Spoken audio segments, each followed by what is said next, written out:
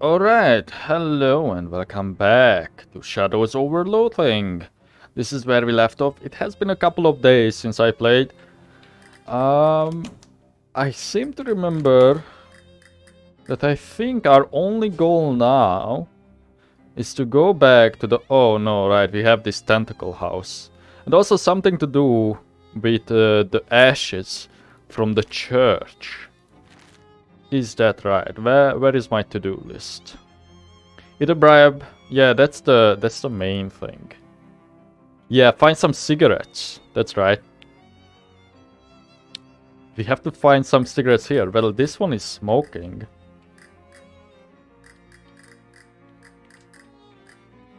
I guess... did I miss something in here? Oh no, because the cigarettes are needed for this. Right?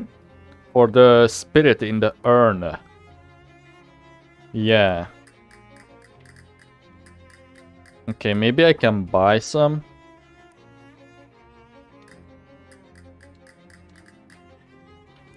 This is the yeah, that's the blubber thing. Okay. Let's leave. Maybe we can...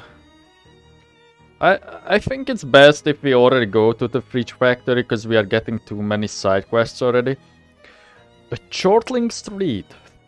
Though in the alley challenges passes by to arm wrestle for the title of Alley King. Leave the king to his throne for today. We don't have 4 muscle yet. Okay. I say let's try and fight these guys again. Yeah, let's try that. I think we can do it now.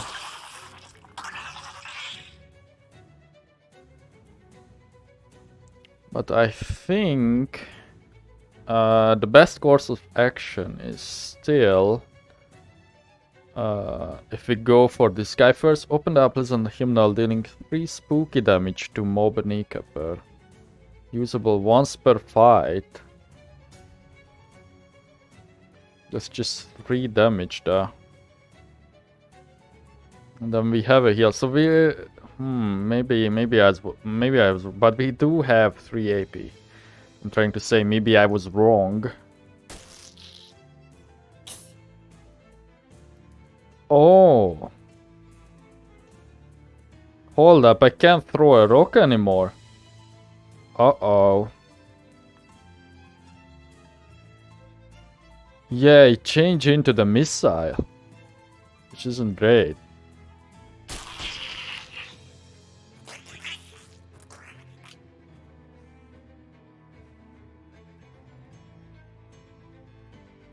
Okay, we may have to try this multiple times. And maybe I have to level up my book too.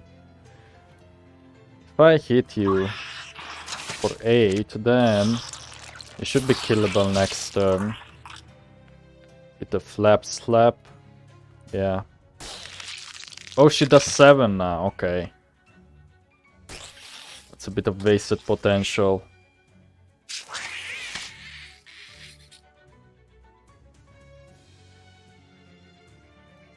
We have to heal.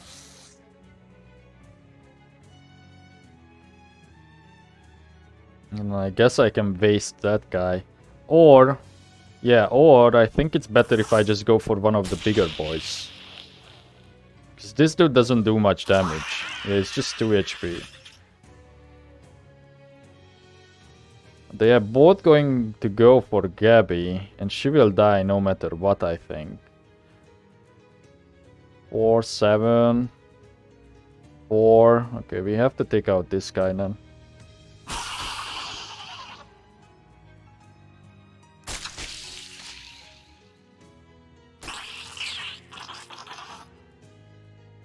Heal me, turtle. That's not much, is it?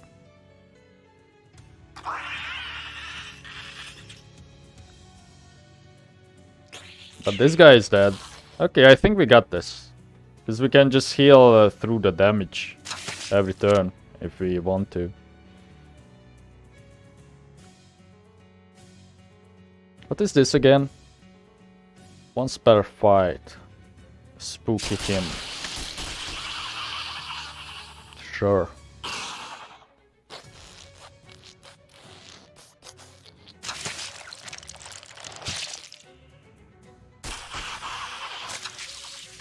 Alright, well we did it and we didn't pay for it.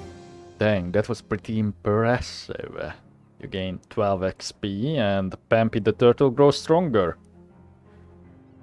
Alright. Can I check out this toll booth? Already did. It's a refrigerator truck, but not the kind you're probably thinking of. If 2 counts as a fleet, they have a whole fleet of these things. A pool of chemicals, fish in it.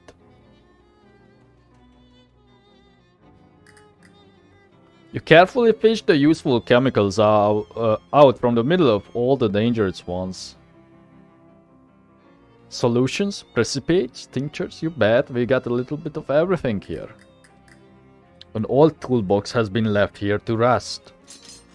A piece of scrap metal and a sharpening stone. This is such a high quality sharpening stone that it even works on things that don't have blades. There's a pretty flower growing out of this patch of frosty industrial waste. It's probably a metaphor for something you don't understand. These barrels are rhymed with frost, but they rhyme with carols. Boxes of miscellaneous discarded industrial junk. Dig through. One of these old coils is still in pretty good shape. Refrigeration coil. A mana-charged refrigeration coil. If you can't figure out anything useful to do with it, you could always just sell it. Is it actually just junk? Is there a category called junk? Hold up. Yeah, I can't actually do anything with it for now. If this factory is leaving you cold, you could always just leave. Opening this door would make a lot of noise and draw a lot of attention. Also, you don't actually know how to open it. These fridges are brand new and empty, and that's quite boring. This workbench doesn't seem big enough for refrigerator repairs. Make some stuff. Huh. Basic. Requires anarchist's hardware. Basic combat items. Ah. Cool compress. Prefab scab. A thing now. A chest of tools for fixing upright refrigerators. Sharpening stone. An awl. If you see a pointy bit of metal with a wooden handle, that's an awl, folks. Ah, it's that thing, I know. I didn't know they were called awls. I don't even know what you use them for. Anarchist's hardware. A collection of pipes and cannon fuse, and well, mostly just pipes and cannon fuse. Anarchy is pretty straightforward. Spray on asbestos, safe and effective fireproofing in a convenient aerosol can. So now we could make some better stuff there. Crane control. The control booth is locked from the inside. Someone is gonna be in big trouble. It looks like something is going down over there. Hide and watch. It's all there. Or 40 crates. It's all there, Gluck. You got the meat?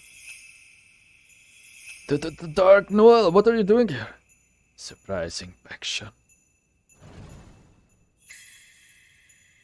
Oh, interesting. What the heck? No time to check this out. You should go see what is going on over yonder. There seems to be a bit of a standoff between the mob guys and the other ones. Cautiously approach. The lady in the weird crimbo hat glares at you as you approach. I don't recall inviting you to this party. Are you going to introduce yourself? None of your business. What's wrong with your hat? Nothing at all. A crimbo hat is appropriate for all seasons. It's all spooky and like, you can see stars through it. I'm sure I have no idea what you mean. Oliver dear, are you busy? Be a dear and kill this guy, would you? Uh-oh. Blah, blah, blah, blah. The Crimbo lady smiles and leaves the same way she came in a horrible weird spiral of negative space. The witch shadow monster that was once a person turns to face you. Hello! Shadows begin to gather around him, abstract, menacing shapes. Hey, you mob guys, can I get you to give me a hand with this? Or back away and look for another solution. Such as the crane. You can reach the crane controls through the broken window. Press the red one. You're pretty sure that the red button opens the jaws of the crane and you don't think it's a good idea right now. Okay, press the green one. Press the green one. The green one. The green one. More. One more. Red. You're pretty sure the red button opens the jaws of the crane. And that Gluck guy? That thing? Well, it's right underneath it. You definitely want to press it? I do. Oh. Oh, wait. They left. Wait, let me turn down the dialogue that happens overword, so I have the time to read it. There is very little left of this poor fellow. Pick through the remains. He's got a pocket watch clutched in one hand and some business matters clutched in the other. Neither of those hands is attached to an arm anymore. Dangerous pocket watch. The ticking of this pocket watch sounds hollow and ominous. You don't like it. It's just wrong. Once per fight. Oh, it's an actual item. Isn't this the... Yeah, this is the cursed item, right? Bank pouch full of meat. Any cash payment that's too small for a briefcase must be contained in a leather zipper pouch. It's the law. Deed to the speakeasy. A legal document regarding an illegal establishment. You take a quick look at the deed. This must have been Oliver Gluck, the owner of the speakeasy. This booze looks dangerous and it also appears to be tainted with some kind of sinister magical energy. Uh-oh. This fridge is plugged in. A little note on it says experimental, not for lunches. Open it. The fridge has been fitted with an experimental automatic ice cube maker. Unfortunately, it's made one single gigantic ice cube that fills the entire fridge. I guess if you ever need a block of ice as big as you, here's where you can get it. Alright, I guess we got the stuff we came for. Yeah, take the pocket watch back to Jessica, go talk to Fancydan about the speakeasy's deed you found. You don't have to leave the building to open your map, by the way. You can just click the napkin up there or hit M to head back to Plunkett Street with the quickness. Okay, but I wanna see if like anything changed outside. No.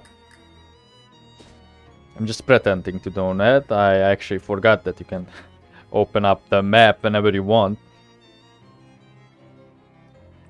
A well-dressed man flags you down. Excuse me there, my good chap, but you have a match on your person?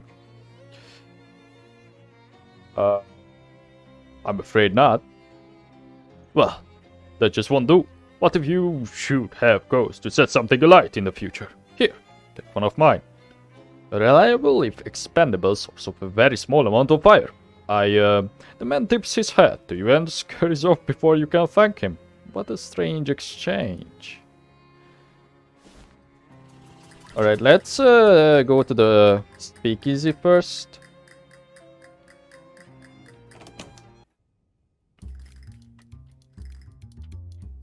Hey, it's you again. You find Oliver? Sort of. I don't like the sound of that. Oliver is gone. The handoff went extremely bad. Badly. Yeah, that too. He was an English teacher. After all. You go over the events at the Bridge Factory. Fancydan makes a variety of faces at various points in your story, because Fancydan is a good listener. Show him the deed. Oliver was carrying this with him, then skims the deed. Says here that ownership of the speakeasy is automatically transferred to whoever has physical possession of this deed. Huh, is that legal? None of this is legal. Oh yeah. I guess you're my new boss, baby.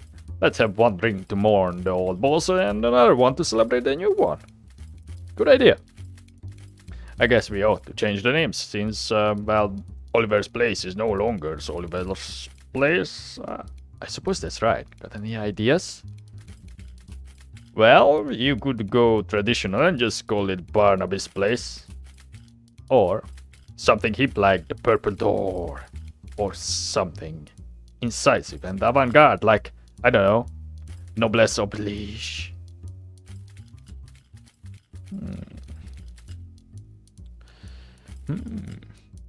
Noblesse Oblige it is. I actually like it. Oh, that was just an example, but you're the boss. Not the business. To business. We make the beer in-house, so that's safe, but we're out of everything else, and based on your story, I say the stuff at the factory isn't safe to use. Yeah. If you can find booze or mixers or garnishes, bring it back here. Any idea where to get started with that? No, but you might check with Barnaby. Barnaby? I'm Barnaby. Wait, there's another Barnaby? Dan points at the milky-eyed sot at the table by the wall. He doesn't see very well, but he's got a nose for news and a sixth sense for booze. He might know where you can find what you're looking for. Thanks. Order a drink. A beer. Bottoms up. I think I already had the effect. Is this Barnaby? Yeah, I am Barnaby too. Nice. Nice to meet you. He turns his head. And remember, our name was not a random name. I named ourselves. He turns his head toward you and smiles. Buy him a drink. After a few moments and a few sips, he clears his throat and speaks. They try, but they never dam up the flow. I think I say. Another drink. If you're not caught flat-footed, the truth can sometimes be found at your very feet. I see. For those who can read them, the signs are here, right here, in this very room.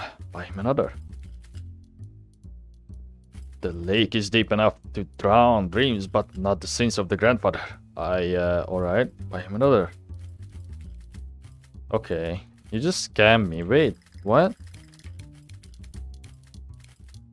So wait, is that not a mission?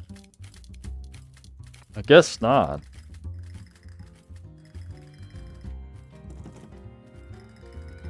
The door is still barred. Oh. Translated. The quote says, grapes under here. You quickly pry up the tie and sure enough, there are grapes. Floor grapes, aged and flattened.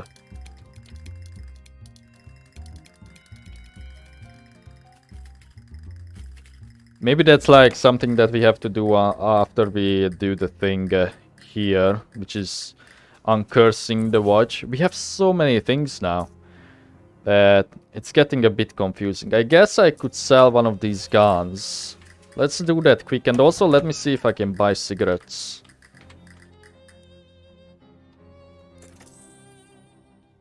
So let's sell that gun, one of them.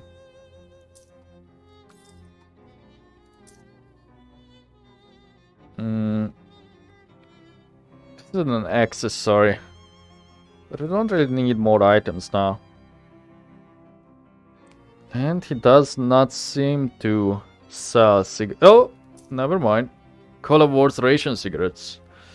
Can you believe they used to issue cigarettes to soldiers? And that they still do, and probably will for like 50 more years. Bad for you, despite what the radio advertisements say. Okay, we can do that after. Let's just go to Murray's Antiques. Let me see. Oh, the unpleasant hymnal is one of the items I have. Which isn't really good. Because it says crack it open to deal your muscle in spooky damage. Why? That's why it was so low. I guess I will use this. Why is this stinking? It's Murray's desk, pile with books and papers. You get a weird feeling about it for some reason. Investigate. Nestled among the books and papers is a book of old, but still valid, postage stamps with a few missing. They're surrounded with a haze of weird shadowy energy, but you can still clearly see the illustrations of cute dogs on them. Wait a minute, cute dogs? That's just like the stamp that survived your luggage fire. Oh dang, of course. The stamp is what destroyed your luggage. All your best stuff was in there. Your clothes, your teddy bear, the tears it. The tears it? Tears it? Okay, sorry. The shadow business has become personal. I mean, it was personal already because of Murray being your uncle and all, but it's extra personal. What's up? These stamps have shadow gunk on them, and one of them killed my luggage. Oh my gosh, I guess that was my fault. I ran out of stamps and found those inside Murray's desk. I didn't even think to test them. I'm so sorry. It's not your fault, it's whatever is causing this damn shadow stuff. I'm definitely going to put a stop to it though. Wait, how many of these stamps have you used? Just the one, thankfully. The rest must have already been gone when Murray found them. Well, that's good news at least. And are we just going to leave them like this? What if this whole thing catches fire and then the building and the whole block burns down, huh?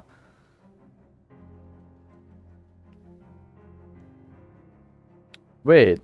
We never checked this. You take a look at the recent bookcase acquisition. Charles just can't resist the antique bookshelf man and his amazing deals. Wow, I can't believe I slept through the antique bookshelf man. All the books are in Latin. I will learn Latin myself, so who knows if it's the history of the Roman Empire we got there or pornography. Could be both. You know any Latin, Barnaby?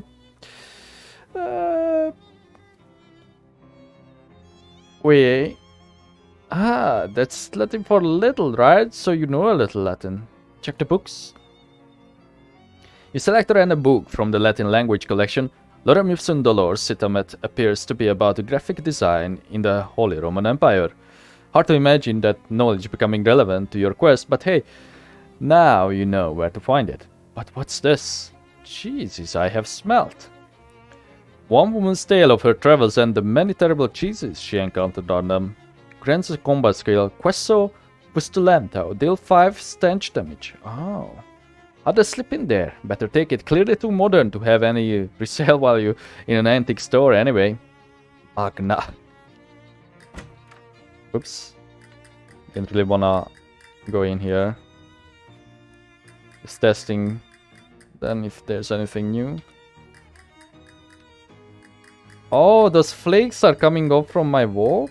Is that it? No, it's just coming from me. Okay. Let's read the book. Read.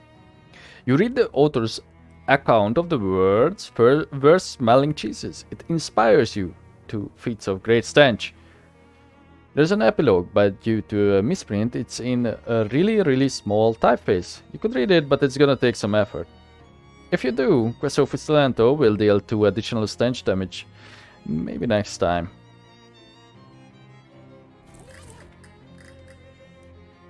Found the watch. It was complicated. I'd be more surprised if you told me it was simple. Well, you know the drill. Strap it on and jump into a cursing machine. It's a pocket watch. It doesn't... Just curse the thing and get some sleep, okay? You look like you've been through the ringer. I won't dispute that. Okay, so... maybe I should get some cigarettes first. Because what if, like, the map changes based on, like, how much stuff it has on it? You know? Like, what if we miss out on stuff because we go to the next phase or something? So let's go back to Dirch's house. And then give the urn the cigarettes. While meandering the streets of Ocean City, you encounter a man carrying a medium-sized piece of luggage, not brief enough to be called a briefcase, but unsuitable as a suitcase for more than 2 suits. Hey there, friend. You look like someone who appreciates a fine pair of pants. Do I? What does that even look like? Astute. Discerning. Even dare I say it. Perspicacious. I don't know that word. I have never met anyone who dared to say that word exactly. Listen, I have got a pair of pants here that is gonna knock your socks off. What? He opens his case and pulls out a pair of slacks that are oddly stiff and shiny. Feast your eyes on these babies. What's up with them? Wax legs. +2 sleece armor. With these durable wax-infused trousers, grease will slide off you like grease off a dog's leg. They waxed, guaranteed grease-proof, and they're yours for only 20 meat. Okay, it's a deal, man. Great. This is one pair of pants you aren't going to regret. Continue on your way. That's actually nice, because I think our pants are like... Oh, it gives me mysticality, though. Yeah, I would rather have that than the protection for now. Talk to the urn. You're there, sailor. Just leave them on the table. Alright. Put the cigarettes on the tray. You put the cigarettes on the tray and quickly hatch your plan. Approaching the 5th urn, you put on Captain Dirch's voice again. Our matey, your smokes be upon the table as you wanted. Appreciate it, Captain. Then you hide behind the captain, who is snoring in his chair. After a time, the bookcase slides aside, and an unshaven, shifty-looking guy pokes his head out and glances around surreptitiously. Then he tiptoes over to the table, picks up the pack of cigarettes, and returns to the secret door. The bookcase slides shut behind him. Well, what do you know?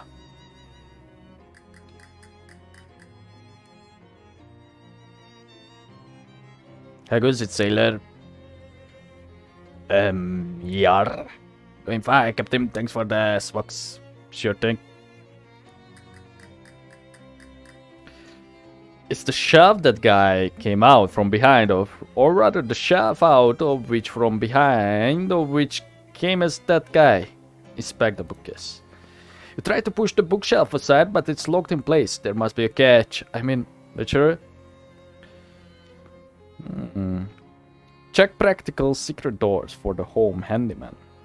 You tilt the book forward and nothing happens. So you pull the book all the way off the shelf and nothing happens. So you flip the book open and start riffling through the pages until you find one with the page corner turned down. A diagram on the page shows the 3 most common unobtrusive latch mechanisms for bookshelf-based secret doors, and on closer inspection, this bookcase is using the second one. Now you can open the secret door whenever you're ready. Nice. Enter. You give a respectful salute to all these dead soldiers. Maybe this guy thinks it's treasure, but it looks like trash to you. Hey, what are you doing in Are you seriously about to ask me what I'm doing in here? Yeah, even as I was saying it, it sounded stupid. How did you find me? I hid and watched when you came out for your smokes. Oh, that was you. I thought the captain's voice didn't sound quite right. So what's the deal? Well, it's basically just what it looks like. It looks like you're hiding in this old man's house to rob him while he sleeps. In that case, it's not at all what it looks like. I'm listening. I admit, at first I was planning on robbing him. I figured an old sea captain must have a secret treasure, right? He wasn't a pirate. No, it turned out he's just a lonely old man with nobody to talk to except his old sailing buddies. So I started hanging out back here and chatting with him through the wall. He didn't find it strange? It was a little spooked at first, but once I got a handle on how the different voices should sound and learn enough to keep up with the anecdotes, he relaxed. It's nice to have someone to talk to, even if the situation is kind of weird, right? So that's all? You do this just because you feel sorry for him? Yeah, well, I won't pretend I don't like having somewhere to stay rent-free, and his pension from the shipping company is pretty good, and his short-term memory is kind of bad, so he doesn't pay much attention to the fact that he's buying food for 2 people. He's a good guy, and it's an easy life. Don't screw it up for us, okay? Wait, what is it to you anyway? I'm here about the stolen urn. Oh, yeah, that was probably a mistake. He mentioned the 5th sailor a few times, so I thought he might like to have the whole crew together, you know. So I lifted a random urn from that little cathedral to fill the spot. It seemed like a good idea at the time. The Vicar needs his back. Okay, it will be weird if it just vanishes though. Can you swap it for another one? The captain doesn't open them, so he won't notice if there's no ashes in it. Fine, let's see what I can do. Did you switch out that 5th urn yet? Not yet. Okay, so I guess I have to grab it first. It's Saint Polycarp's. As you're walking down one of Ocean City's residential streets on the way to where you're going, you hear eerie music coming from the upstairs window of a nearby house. Eerie music house. Continue where I am going. Maybe I can just proceed. Honestly, I find that more likely than after we do the quest with the watch. That the map would change, you know? So maybe after this we will just proceed.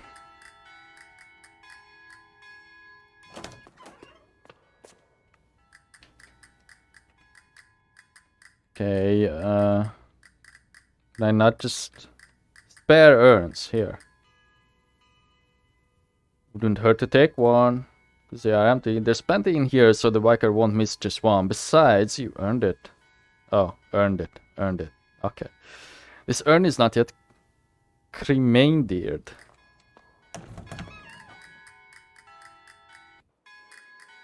Oh, I don't have to walk out. Huh, strange. On that trip, nothing happened. Replace. You glance over to make sure Captain Dirge is sleeping and deftly swap the urns. Urn of cremains. An urn of ashes that was borrowed to play the part of one of the captain's old crew. The nameplate on it is too old and weathered to read. So now we talk to you. Did you switch out that 5th urn yet? Yeah, I did. Great, so we're squared and everything is shake? Look, this is really shady. And weird. You should just be honest with the guy. Yeah, I guess you're right. I gotta build up to it though. If I just pop out of the bookshelf with him, he's liable to have a heart attack or try to kill me. Alright, well, good luck. And now, I guess we can return the urn.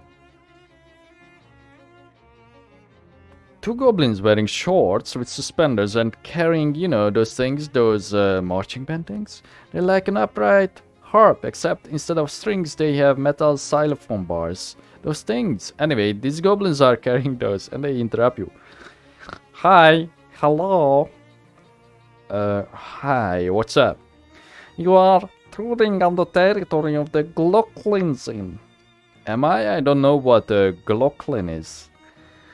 We are Glocklings, we are the toughest all street gangs in Ocean City. What think you about it? I don't feel particularly threatened. What? This is totally incorrect.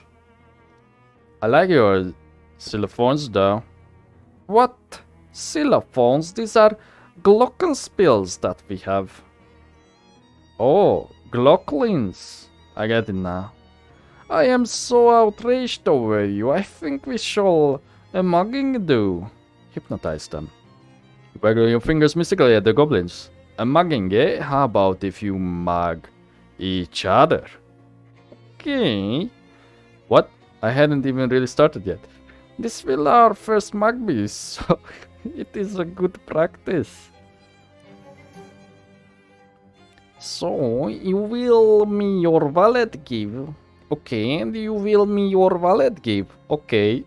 The 2 goblins exchange wallets, then shake hands. We have on our first day 2 mugs made. We must the boss tell about this. They will so proud be.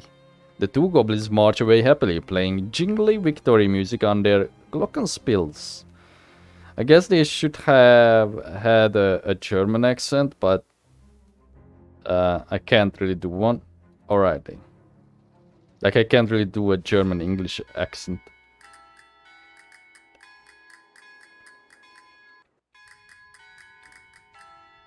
Talk to him. Oh, it's you. Have you found our missing ashes yet? I did. Here you go. Wonderful. I get this polished and reinstalled right away. Blessings upon you, my child. In fact, let me shake that blessing literal. I have some holy water of Saint Polycarp here somewhere. Ah, here we go. He takes out a little bottle of water and splashes some on your forehead. You got the perks, Saint Polycarp's forehead. Your forehead has been anointed with the blessing of Saint Polycarp, the patron saint of bodybuilders. Ah, it burns! Just kidding. Say, whose ashes are in that urn anyway? Unfortunately, we don't know his name, but he was a sailor who was the shore near here after the shipwreck. Some of the locals took him in, but he didn't survive the night, poor fellow. He was interred here as an act of charity. Was it about 50 years ago, give or take? Oh no, it was more like 300 years ago. Huh, interesting.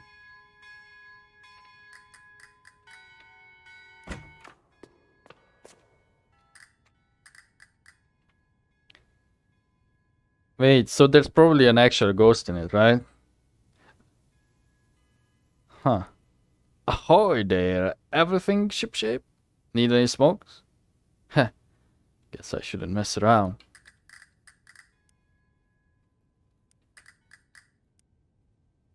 Okay.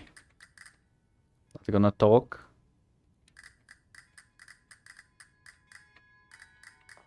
Wait. We got the stick, the match stick. There's one candle left unlit. Light it. Hopefully this doesn't preclude you cursing the darkness later if you feel like it. Okay, no ghosts. Wait, can I check what I wrote in this last time? Barnaby the Magnificent. Yeah, okay, I'm dead.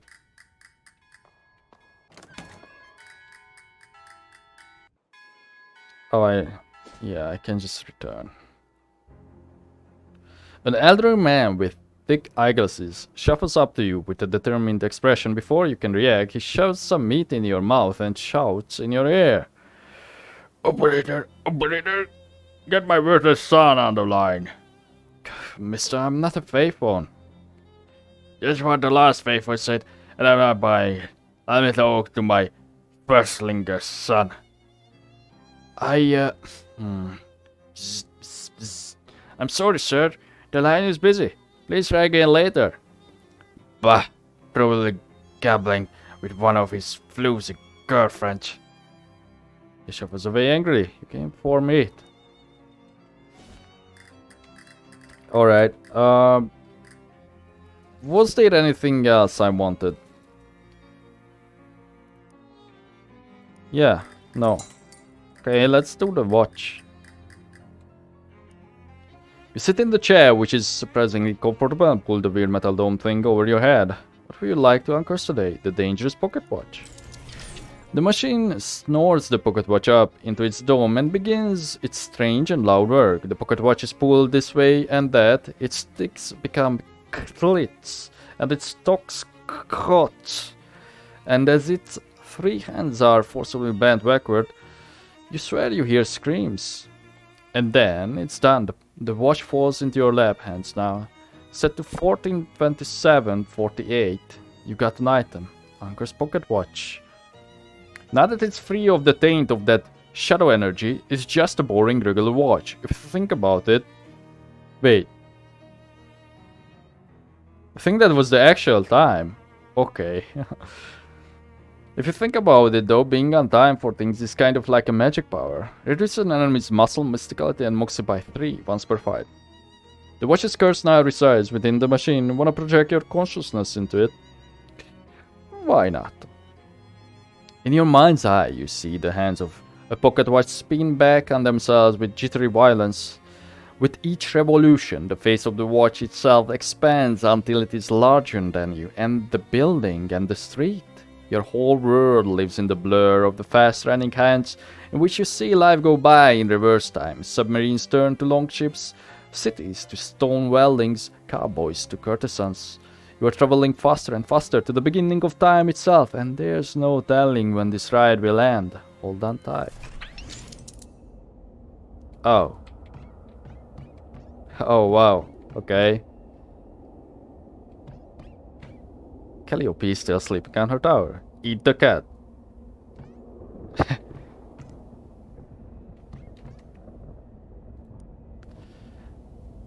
Oh. With those two salad forks? No, you lack the opposable thumbs necessary to turn a doorknob. You're completely contained in here unless you figure out how to open the doors. 10 dexterity, that's not even a stat. Yeah, exactly. I don't know anything about dexterity, I'm a dinosaur. Roar. Knock the chair over. What is he? Eat Charles. Grrk. Hey, easy does it, baby. We're all hungry. I forget all the characters' voices, so they will just keep changing. As long as they are different than mine, I think it's fine. Can you open the door for me? No. Huh? What's that? Great and garbled? Please hop up in dinosaur. Grrr. Yeah, baby, yeah. Wait, let me try this again. Break it down. You slap your prehistoric tummy against the wood, but it doesn't even make a dent. Maybe that's why the dinosaurs went extinct. Couldn't open doors. Brr. The chess is set. The cosmic battle between light and dark. Church and horses. Eat the chessboard. Chomp, chomp. Okay, maybe I should have... Wait, let me... If I leave... Let me try that again. Okay, it doesn't get reset. Messages 1. There's nobody you need to go right now. Check for messages. You check the message pad next to the phone. There's a note for you. Dinosaur. No phone number. Unstitch the rag. 200 dexterity. Jessica looks pretty busy. Eat Jessica. What strangeness afflicts thee? Never mind, for the sun transits the horizon, and I grow ever the more in need of thy assistance. Understand, whilst you sleep under this roof, thou art my lodger, and a signature on this paperwork is by me required. When did you start talking like this? Norgborg. A provocative remark, sir, and by thee well made. Can you open these doors for me? Snargrurg. Curious, sir, for I do not believe those doors to be locked. Well, what do I know? Thou wilt find in the telephone table thither a key to satisfy thy need. Eat phone. Chomp.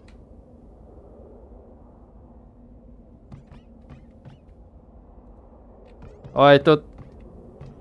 Oh, it's in the table, not in the phone. Okay. To do, open a door, eat Gabby, eat cat. Okay. Gabby nods cheerfully at you. Eat Gabby. Whoa there, Hoss.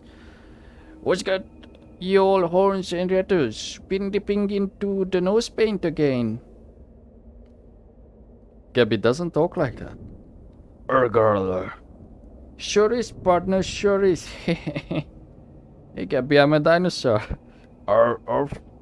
Whoop up, pew pew. I'm the quickest throw in the West. Sure enough. Can you open the door for me? Narg. Don't know. Never had a head for puzzles, Barnaby.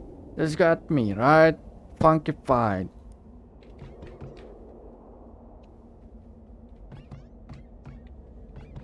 Okay, what the hell? Guess I can try and eat the cat, or can I leave? No. Oh, wait. Wait. I saw it.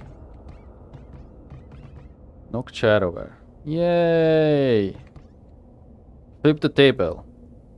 Yay!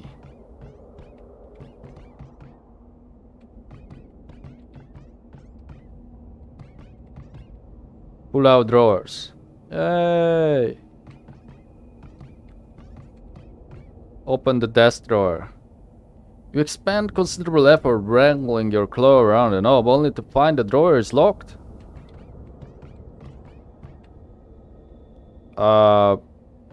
Hold on, before we eat the table.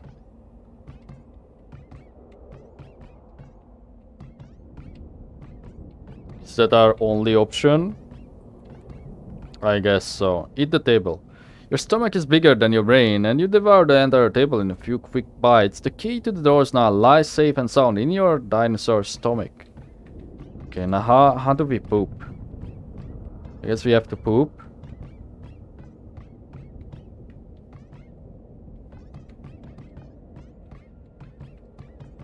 Charles? Real groovy pocket watch you got there, Barnaby. I like the way it ticks. You understand me? No. Lot of power in that timepiece. Lot of power. Would you make a promise to me, baby? Would you promise not to throw that power away? Look good can be done with that groovy power, baby. Charles doesn't call me baby. Arr. I hear you, kitty cat. What do you say, kitty cat? Will you do me a promise? Promise not to throw away the groovy power in that timepiece. Yeah, let's do it, man. Nor groovy kitty cat. Absolutely smashing. Shake on it, kitty cat. He holds out his hand. Shake hands. One more dex. We got a dex build now. Shameful. A collection left in literature. Read a book. You can't relate to most of the books they have here, but there's one travelogue by a diplodocus that proves moderately diverting. And then read the paper. You peruse the newspapers close, making only minor holes in the pages. Ah, add to the list. Your talents carve the letters HELP into the chalkboard. Okay, in one dex.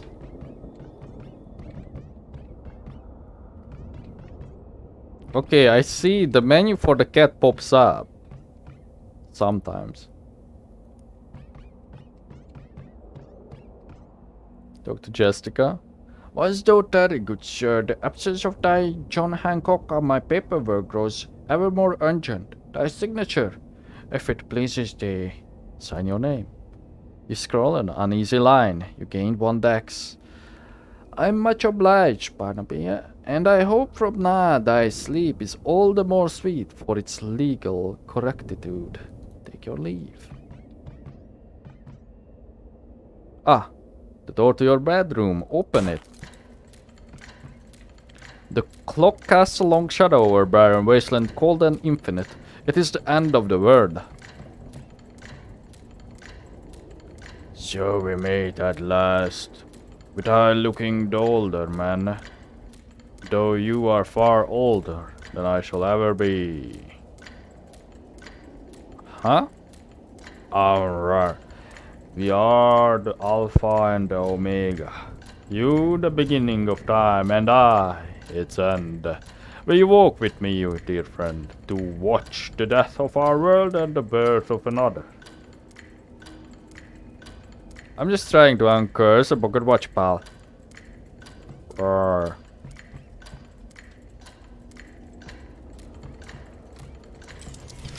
What? I feel like I messed it up. It's uncursed though. Tick tick tick. The hands of the uncursed pocket watch beat on. Boats with the current, born correctly into the future. You pull the pocket watch out and look at it. It's gained some luster. The curse is lifted, time is in its rightful home, and you no longer have a tail. You gain 10 XP. I definitely feel like we could have done more in there. I wish I had a tail. Me too sometimes.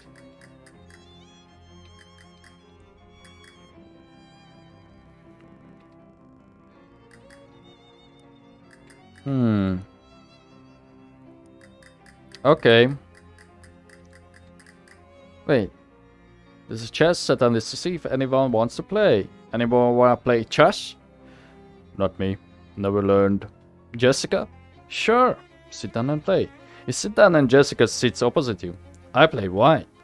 Jessica advances one of her bishops. How do you respond? Skewer a knight. Jessica chuckles. Rats. Jessica moves a pawn and captures one of your rooks. What's your move? Advance a bishop. Jessica checker. Shoot. Jessica moves a queen and captures one of your pawns. What's your move? Reposition a rook. Jessica suppresses a left. Darn it. Checkmate. Well played, Jessica. Okay, really? I can't even play... Well, I sort of can play chess. I don't like chess. I hate chess. You play white this time. What's your first move? Fianchetto a bishop. Well, darn. Jessica moves a rook. Defend your pawn with a queen. Okay. Jadoo Benite. Okay. What if I equip stench armor? Is this plus... It's +2. Oh, we need different armors. Reposition a rook. Advance a knight. Okay, so it will be always Sleaze or Stench. Ah. The old greasy rook defense. Ho ho ho. Jessica's eyes narrow. Ah, so it will be different things every time. That's how you beat her. Jessica suppresses her left. The shivering rook maneuver. 3 cold armor. 4 sneeze. Score queen. Throw a knight. Hot armor. Okay, so we need different kinds of defenses then.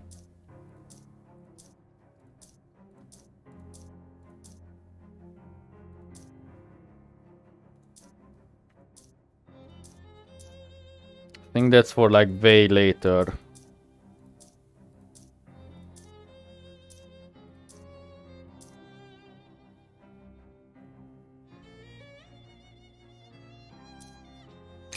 Hold up though. Let me try one more time.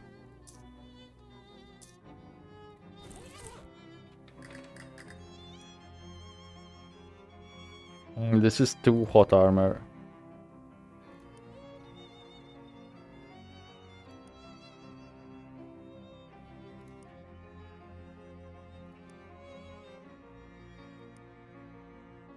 It goes up to 4. We have to have 4 in some, I think, to beat it, or maybe even 5. Alright.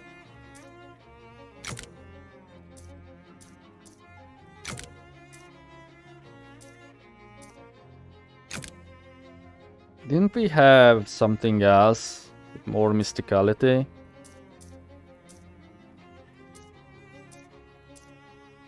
I guess not. Alright, talk to her. Jessica looks pretty busy, but then she always does. That letter from Uncle Murray was a real surprise. I didn't read it. What did it actually say? Basically, he just asked if I could come visit him because he needed help with something big and he knew I had an adventuresome spirit. Haha, adventuresome spirit? Yeah, that's Murray, alright. I haven't seen him in ages. I mean, I only ever saw him at Crimbo, and sometimes he came with us when we went camping in the summer, but after I moved out to go to college, we kind of lost touch, except for birthday cards. But you dropped everything to come see him? I wasn't carrying anything of value. Just a crappy desk job that I was sick to death of. Well, working here will definitely be more exciting than working at a desk. You yourself are working at a desk right now. Yeah, but you aren't taking over for me, you're taking over for Murray. Let's hope it's just a damp gig. Or something else I could talk to her about. How is this helping find Murray? Hey Jessica, not to dispute the importance of collecting these weird artifacts or anything, but I'm worried about Uncle Murray. How is this helping finding him?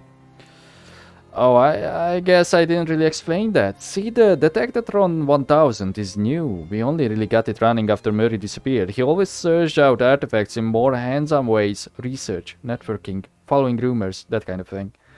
That last artifact he went after. It could be basically anywhere. But the Detectatron only detects the nearest artifact. I see. So you figure if we pick them up in order, eventually we'll get the one that he was looking for. Right. I wish to hell he'd left a note about where he was going, but I guess he either thought it was too dangerous and he didn't want us following, or he just rushed off all excited like a kid in a toy store. That's very funny. Yeah, that tracks. Alright, let me check my to-do list. Go sleep. Can I... There's like no saves. So I guess I should just go to bed. Hey Barnaby, before you go to bed, I need you to approve a new tenant for the storefront next door. What? Why is that up to me? Charles shrugs. Somebody's got to do it. There's 3 applicants for the place. Okay, what are they? The first applicant is La Table Enchante. It's like a high-end kitchen store, magical utensils and the like. The second is 10 Things I Had About You. A head store, I presume, terrible name. And the last applicant is Rodkin's Fine Jewelry. A jewelry store could really class up old Plunkett Street. Oh wait, are we going to really develop this whole street and stuff? Kitchen store, magical utensils. A hat store. I would like the hat store. But then I feel like, although our weapon is quite good.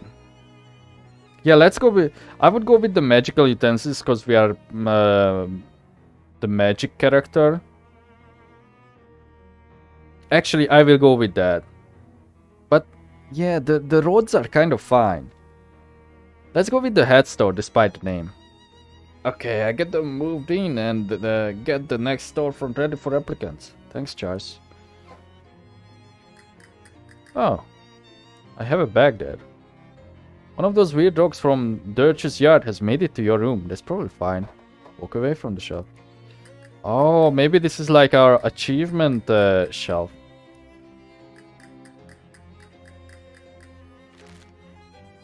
I kind of don't want to sleep though because of all our effects. Oh yeah, so I should probably... You're so tired you can barely work the doorknob. Are you sure you want to go back out there? It's time to sleep. Yeah, because I don't want the effects to go to waste, so it's best if I complete these now.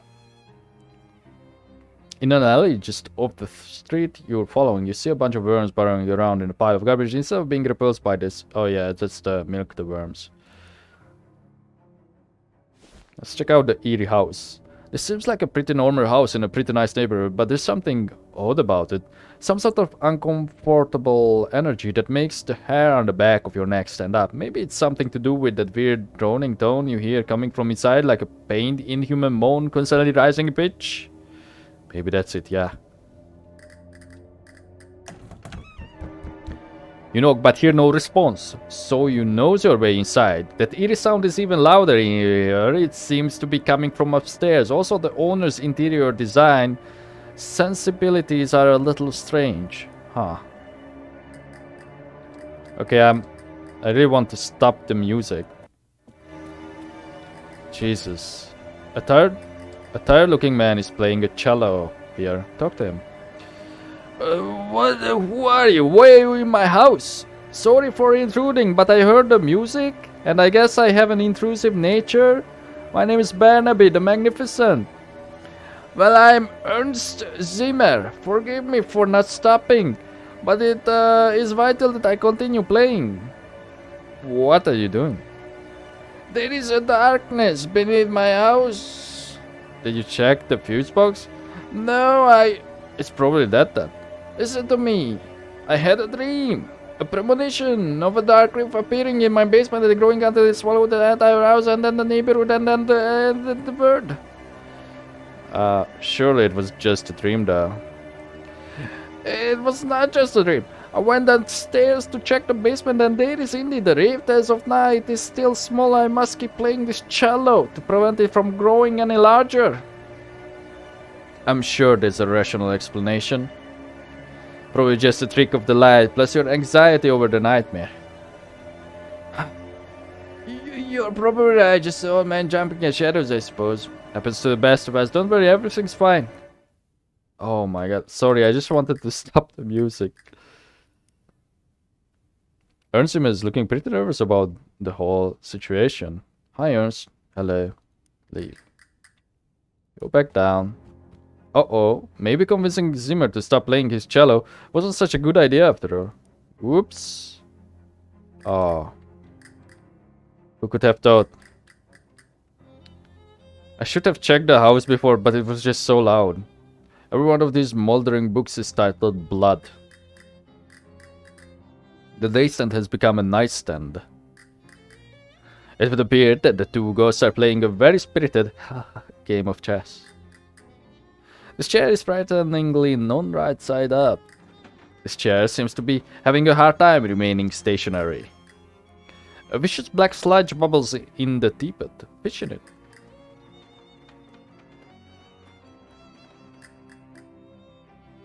Eldritch Mist. The world is full of vapors. Most of them are benign, but some of them are terrifying. This is the terrifying kind. Take some. Bubbling black sludge. Foul goo from a haunted teapot.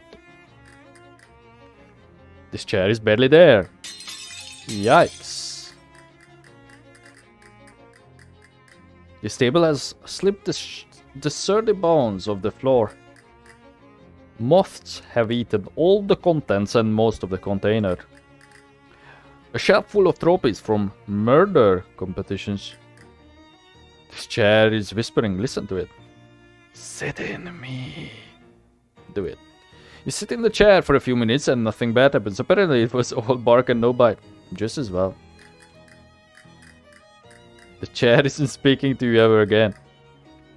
It's a cabinet full of sheet music. Examine one of the pieces. Pull out the sheet. It's a piece entitled All a Bit and No Spill Makes Ernst a Dull Boy.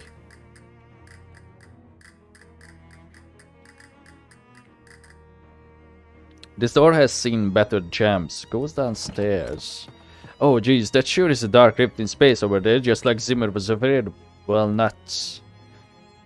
Oh, yep. Sure looks like it.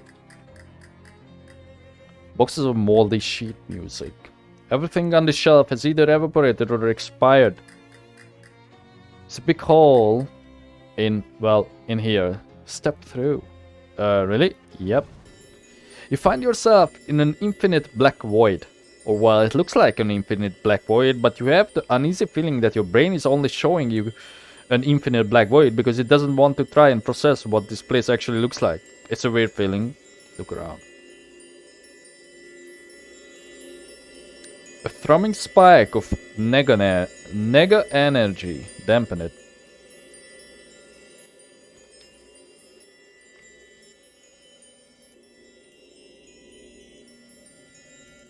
I wonder if I touch this guy, if it will kill me. So I'm just going to dampen all of these negative energies.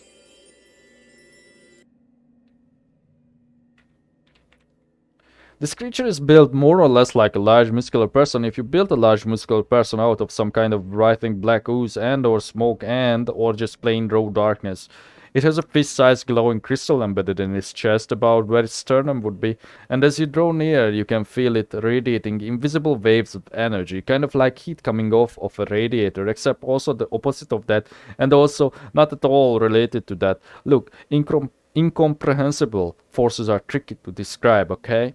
The creature shambles back and forth, waving its arms in a way that almost looks like it's dancing or praying or maybe just absent-mindedly flailing. It seems oblivious to your presence, although that will probably change pretty quickly if you try to interfere with it. Like, say, if you try to pry the glowing crystal out of his chest. Size it up. The creature looks extremely weak, almost docile. Pry out the crystal. You make a quick grab for the crystal, but it's firmly lodged in the creature's chest. The creature howls, and his long spindly arms flail ineffectually at you. Barely cognizant of your actions, plunge your hands into murky flesh, fingers questing through lukewarm tar until they find ribs, gritting your teeth, forcing open the cage, creaking, cracking, snapping like dry branches. You grab your prize and tear it free of the muck. The creature evaporates in a sigh of smoke. The crystal is both warm and cold in your hand, and has a slight buzzing vibration to it. Take it with you. Yes, something tells you that this crystal is very important, as well as being really shiny and pretty. Rift crystal. That swell crystal you found inside the rift in Ernst Zimmer's basement. Nice. Oh, pluck it. Oh, maybe there was another way.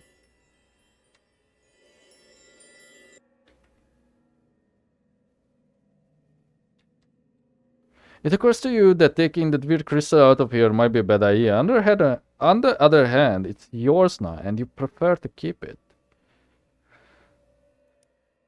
Okay, what happens if now with the crystal with me?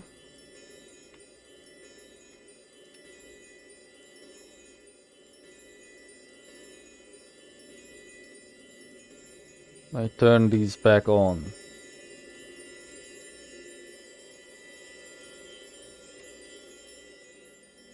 You don't want to get too far from that rift. It would be a real bummer to get stuck here for all eternity.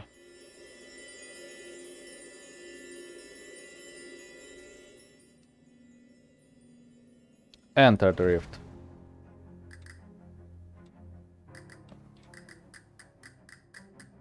Okay. Enter the rift again. Dampen these once more. Does it bother you that I have the cursor on the screen? Sorry. I sometimes click instead of pressing the buttons.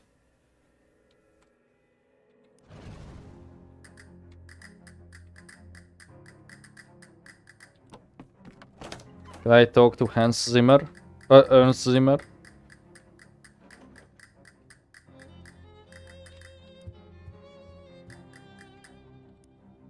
Zimmer is looking pretty nervous about the whole situation. Hi, Ernst. Hello. Check out this neat crystal I found. That's... What is that? Where did you get it? It was inside the rift. It makes me uncomfortable to look at. Can I have it? No, it's mine. I found it inside my house. It was in another dimension. Another dimension inside my house. Forget it. I have bad news. What? What do you mean? Remember how I said everything was fine? I do remember that, yes. Are you telling me that you were incorrect? Let's just say that your house is incredibly haunted now. I should have not trusted you. We are both fools. Did the rift open? Yeah. No. What are we going to do? Well, if you were... I like to say the second one, but I'm curious about the first option. Don't worry, I think of something. Oh. Is that it? I guess. I feel like I messed this up. Maybe I need to smash the crystal.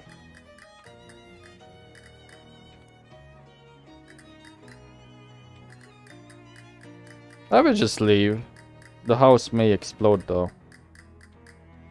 As you start to leave the house, something tells you that it would be bad to take that weird crystal out of here. That something is definitely not the crystal. Because it's a really great crystal and you're deriving great satisfaction from owning it.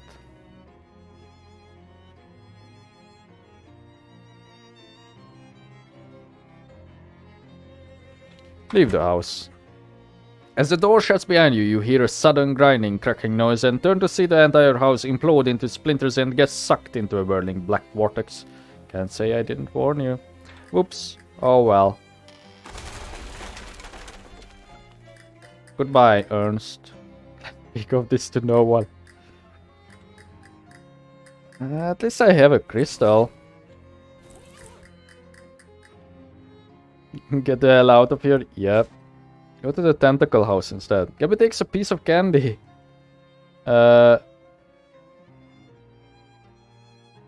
Okay, we have not seen this. Gabby takes a piece of candy out of her purse and tosses it in her mouth, then holds the purse out to you. White one? Sure, thanks. You take a piece of salt water taffy out of Gabby's purse. You know you're supposed to take the paper off first, right? What? The skin? This is where all the vitamins are. Okay. Oh, even on the map, look, it changed. The house. Oops, I didn't actually want to go there. Long before you actually turn the corner, you hear two glocklings playing their high-pitched plinkety glockenspiels extremely loudly. By the time you actually get up to them, well, you're not totally deaf, but you wish you were. Jeez, you two, can you tone it down a bit? Ha! Tone it down, you say? What about if we... it up tone? They start playing even louder. It's like if someone loaded a Tommy gun with pixie dust and shot you through the ears. Give them a music lesson. Look, French, you're going about this all wrong. Don't you know anything about modern music? What's important is the notes that you don't play. What? What mean you, the notes play we not? I can see you have a lot to learn. You better start by practicing not playing any notes at all. Then, once you get good at that, you can focus on learning which specific notes not to play. I say that this modern music a tricky business is. The goblins stare at their glockenspiels, carefully not playing them. As you leave, you hear one accidentally plink, followed by urgent shushing and apologies. Phew. Okay, let's go back. I want to go to the house. The ground shakes again, and more of those horrible, slimy tentacles erupt out of the ground nearby. They hurl nasty blows of goop everywhere and thrash around blindly, trying to grab you. Fight. Let's hypnotize this one.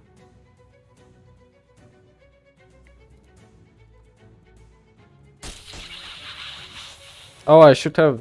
never mind. I should have used one of the skills too.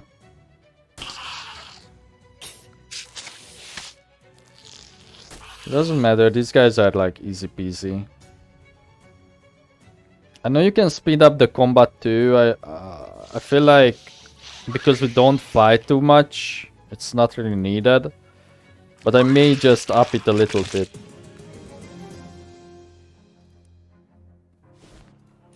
What's the next person? Oh, it can only go on double. Can it? Isn't there like... okay, never mind. Either someone's pet kraken escaped or someone opened a portal to the Bagel dimension. Go inside. Oh my god, really? Don't judge me.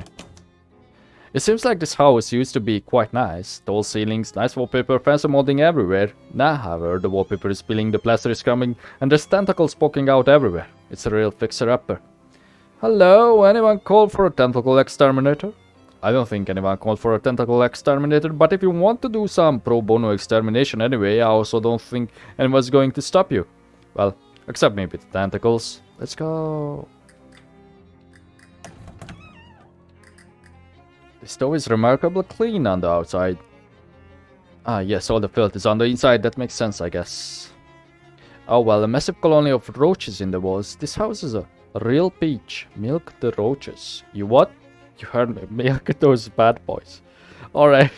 Well, since you voluntarily took insectology, I guess you aren't particularly grossed out by bugs and roaches in particular. I, however, didn't, and so you can write the narration for it yourself. Sword degrees. You can tell that this was used for something horrible.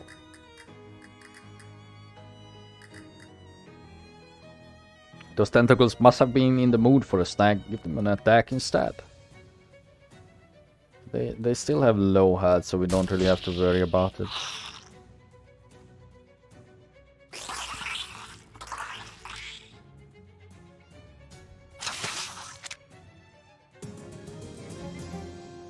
Slice them, dice them. Tentacle skin headband.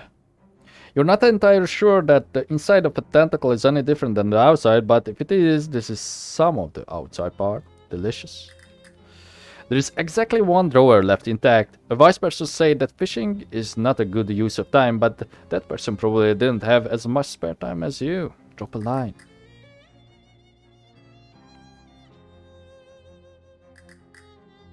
You found an empty bag nearby that you can use to hold any fish you managed. Really nice. You got an old orange pill. You toss it in your fish sack. Okay, so this will be one of these. But we can do this many times. Tentacle seed. The company that sells these things has never done a satisfactory job of explaining why. Grow a tentacle to aid you in combat.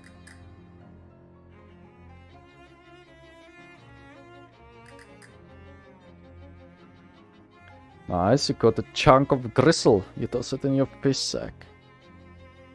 It looks like you got everything that was here. Okay, check the drawer. Jackpot, it was a junk drawer. You grabbed the choicest bits. Junk mail. A match, another battery. No, sorry, another match and a battery. Portable battery technology is in its infancy, but the fact that something is an infant has never stopped you from carrying it in dangerous situations before. This refrigerator almost certainly contains horrors beyond your reckoning. Give me them. Ah, that's the old leftovers. This cupboard is bare. Also, it's a refrigerator, not a cupboard. Okay, how much XP do I have? Where do I level up? In basic skills. We have a 173. I think this is good to have early, so I'm just going to buy it. And then once we reach 100, like, I kind of want to get stuff that gives us more options in combat. But maybe I should upgrade that spell we already have with the book. I didn't want to go in there.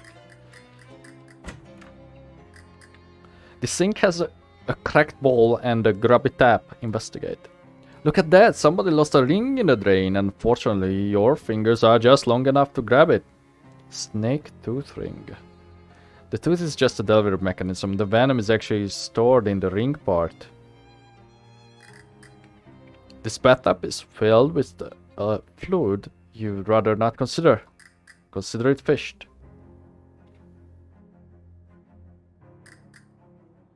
You unclog the drain and the tub empties itself with a nauseating gurgle. Glob of wet hair, yeah. This would be disgusting even if it wasn't wet. Reduce an enemy's muscle mysticality and moxie by 5. This toilet is old and damaged, but it appears to be still functional. Flush it. Hooray! Alright. 3 tentacles have erupted from the floorboards here. Interrupt the eruptors. Oh, right. I should use some of these, I guess. If I want to.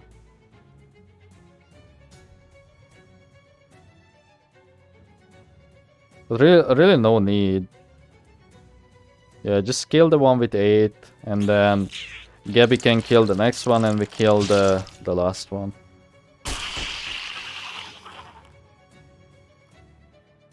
I should have went for this so then we don't waste a turn. By waste I mean it's really just the animation, the damage we take really doesn't matter.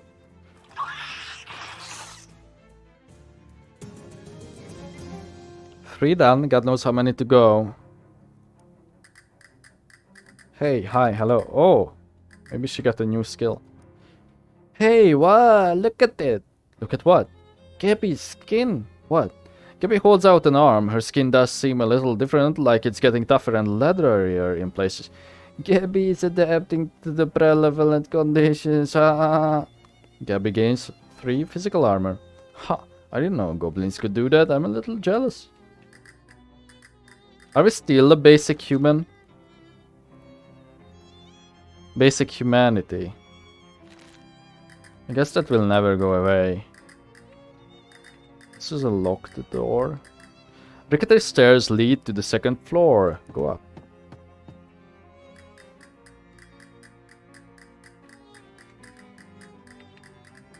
This door is barred from the other side. If the bar is anything like the rest of the south though, it won't take much to break it down.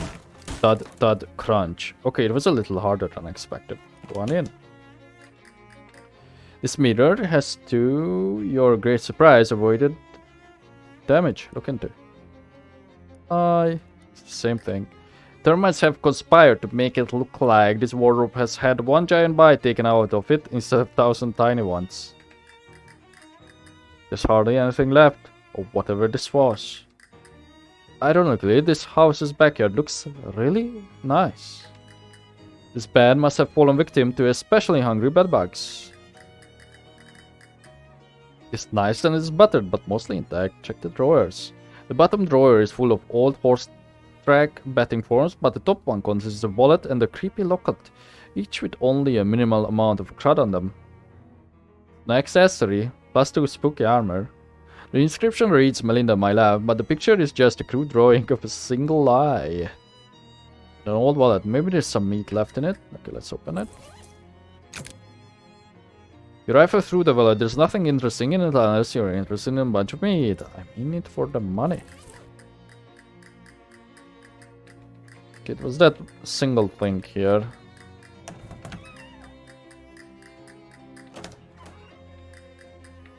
A surprisingly clean wardrobe. Check inside. Wire coat hanger.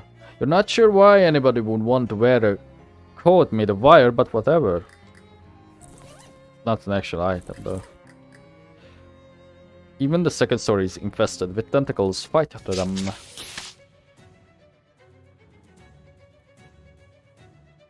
$12, $8. Okay, let's throw stuff at this. 5 stench. And then give me another.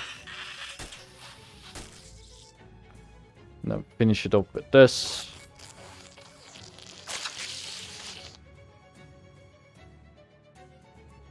And then this.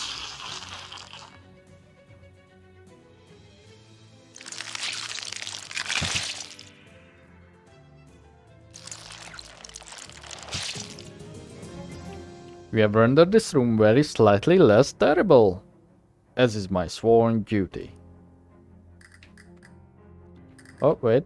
You can't even begin to guess what kind of furniture this was. Sure I can. Okay, then Smarty Pants, what do you think it was? It was a bed. Was it a rocking chair? Guess again. A park bench? Nope. It was a pew. No, guess again. Was it a chest? No. A chest. Incorrect. I think it was a love seat. No. How about a bench? Guess again. A wing chair. Nope.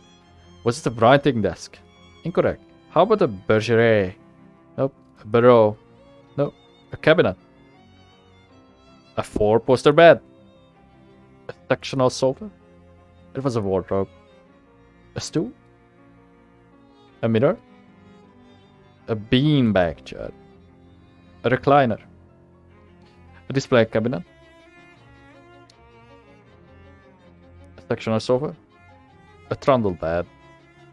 A headboard. A tansu. Chest of drawers. A settee. A big chair. A director's chair. A fire cabinet. A leather back chair. A lamp. A porch swing. An ottoman. A folding screen. A fauteuil. A bed. A Windsor chair. A table. A curio. A bentwood rocker. Okay, stop, I give up. I told you couldn't guess. It's definitely a bed. This nightstand is mercifully tentacle free. Check the drawers. The top drawer is filled with dirty handkerchiefs. Blech. But you find the jewelry box and the key in the bottom one. A small jewelry box which will come in handy if you need to move some jewelry from place to place and you don't want to wear it on the trip. And the key. You found this key in the nightstand. Okay, so we can go down to the basement, I guess.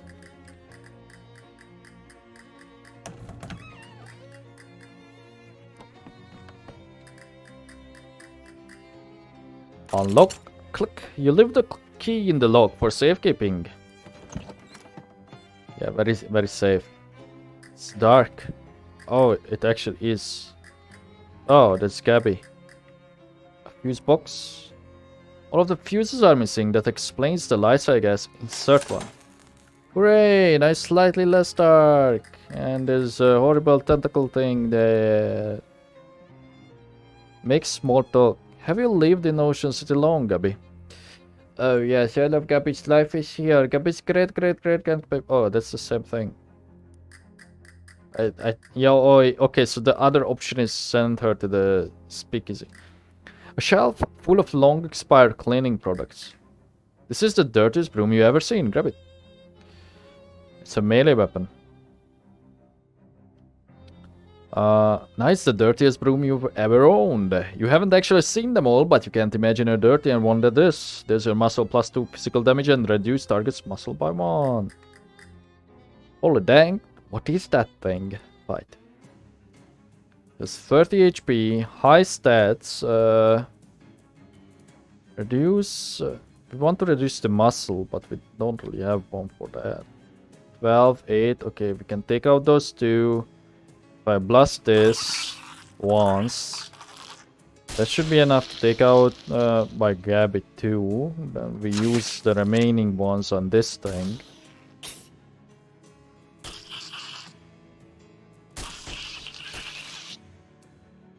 Then we use one on the one with 8. This is all to just negate some damage.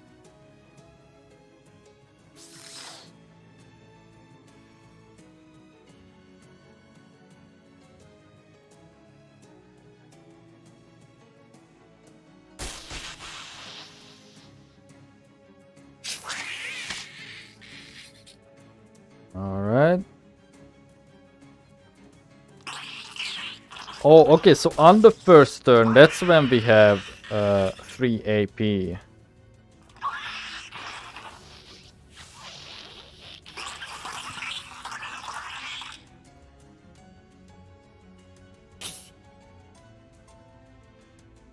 Okay, can I kill it in 1 turn?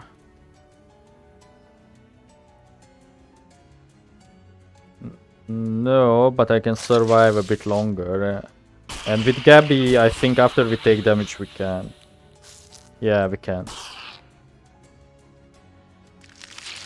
Red tentacle thing. That's its name. I often forget to read the names. Wait, what? What happened there? Oh, it only dealt 1 damage. Doesn't matter. Oh, wait. It does.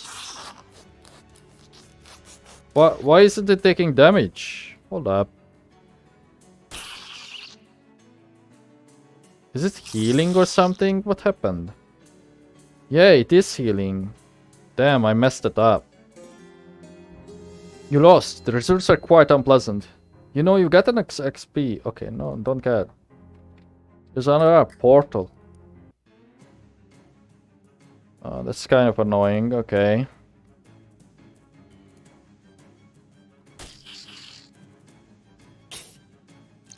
So 1 on that. Another on this.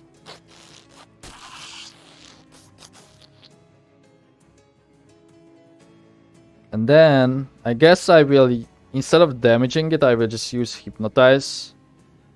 So I can reduce its stats. And then kill the one with 8. Simple as that. It's not healing there. Huh. Slap.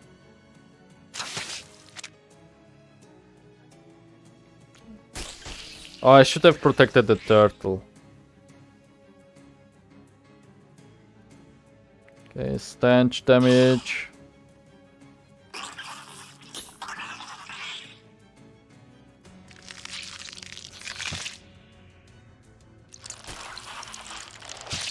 Oh, he healed there.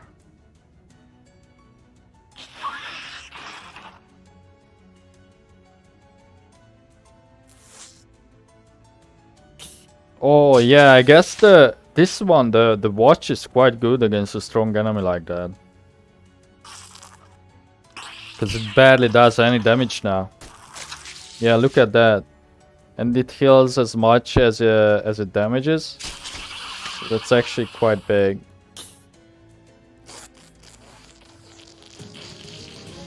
You won! Those tentacles have wiggled their last waggle, and the giant mutant rat probably in a better place now.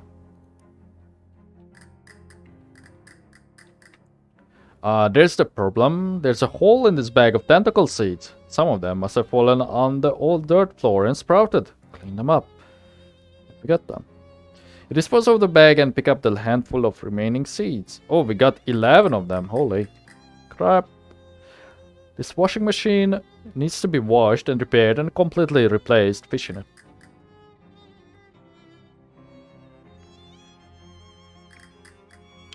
You get some unpleasant trousers. Mild wet jeans. Or mildeweed? These jeans are twice as thick as regular jeans because of an extremely serious buildup of mildew. Mildew? Mildew? I don't know how you say that. I don't even know what it means. Shadow Rift. Step through. Oh, we are here in this realm again and we are an eyeball. A piece of eye. Take it back. Oh.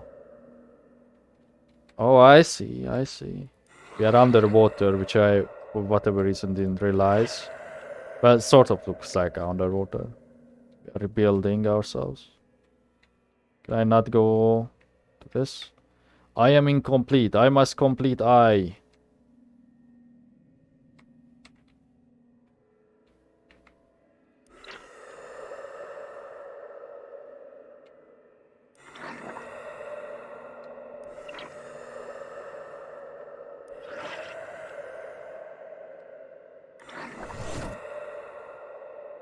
Those pants? A throbbing ring of negative energy around a pair of dark shorts. You should ask Jessica about this next time you see her. Wait, what? And that's it? I can't take them or anything? Is this completely a side mission or something?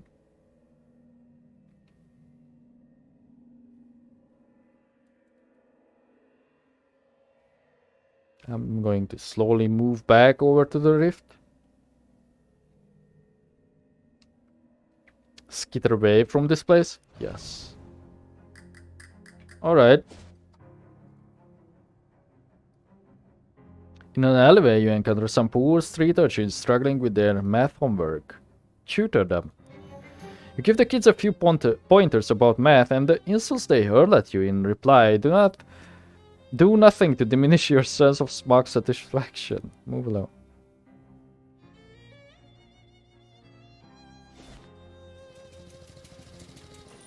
Hold up. Okay, sorry about that. Can I talk to her about it? No. Maybe because I have to sleep.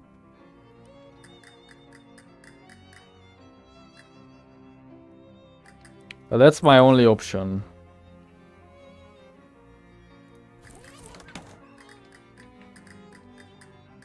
Huh. Was this flower pot always here? Plant a tentacle seed in it. It's your little tentacle bottle. Tickle him. Tickle. Can I have a permanent one then? No.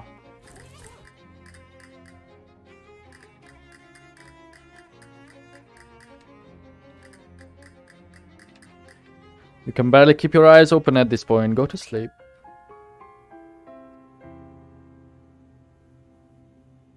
Oh, another dream. A fitful dream. All of your favorite pants. All gone. Mrs. Brewster's. It's Jeff, the kid who used to bully you in 3rd grade. Make amends. Hey Jeff, listen. I just no hard feelings, okay? I understand in retrospect that you must have had problems at home, and I just want you to know everything is okay now. Jeff swats the overdue library book out of your hands. I see. Since this is just a dream version of you, you're still as much of a jerk as you were in 3rd grade. Jeff suddenly punches you, knocking out all of your teeth. Hey, if this was actually happening, I'd be really mad. You pick your feet up and walk away. Your feet. These are unmistakably your feet. You can tell by the scar on the upper left second bicuspid. But your teeth are also still definitely in your gums, where they belong. What a jerk. You better get away from him before he knocks out something more important than your dream feet. Oh, it's her. It's that creepy Crimble lady from the refrigerator factory, now in literal nightmare form. Just past her. Excuse me, I need to get past you. Why are you in a hurry to wake up? Darling, it's Crimbo. You should be making merry. Crimbo is still months away. But it's always Crimbo in dreams, dear. Merry Crimbo, then. Merry Crimbo, dearie. I didn't have time to properly introduce myself before. I'm Dark Noel. In an affection as goofy as her name, she curtsies. Dark Noel, eh? You're really taking this motive seriously. Right down to your weird, evil-looking Crimbo hat. Her smile falters a little. Evil-looking? I thought you at the refrigerator factory. It's just, wait. She points the weird device she's holding at her head. It starts beeping in a fast, irregular pattern. You're telling me that you can see the special Crimbo magic with your eyes? Yes, if that's what it is. This is a decidedly unfestive news. I better talk to the president. Want to talk to Calvin Coolidge about your Crimbo ad? I want to talk to the real president about you. I see. Yes, that's the problem, dear, and I see you soon with the solution. She scowls and jumps off the edge of whatever this is you're standing on. Ominous. This bookshelf is not behaving the way bookshelves do when you're awake. Take a closer look. You grab a book at random and the bookshelf puffs out of existence. The melting mind. You're not sure what kind of book this is. Avant-garde social commentary? Psychedelic research journal? Total nonsense created by the random nighttime firings of your own neurons? Mind melt. Deal an opponent's mysticality to itself in hot damage. Wow. The Mage Destroyer. A doorway back to the waking world. Step through. We got a lot of quest items, but nothing to do with them. Who the hell are you? Alarmingly, a man in an expensive suit is standing at the foot of your bed. What the heck? Who are you? You may call me Don Doblero. I represent a certain organization of, shall we say, like-minded criminals. Organized criminals like the mob? Wait, you're the Don of the local mob? The mob boss in my room, personally? No, I'm not the Don. That is merely my nomenclature. It's an abbreviation for Donald. Oh well, that's confusing. It has been a matter of some confuscation, yes. I do have a sobriquet, but I don't care for it very much. What is it? Donitisaurus. I'm gonna hazard a guess that they call you that because you like long words.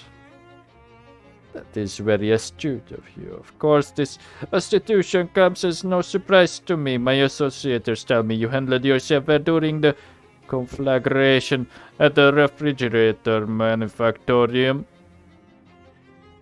Do you actually own a thesaurus?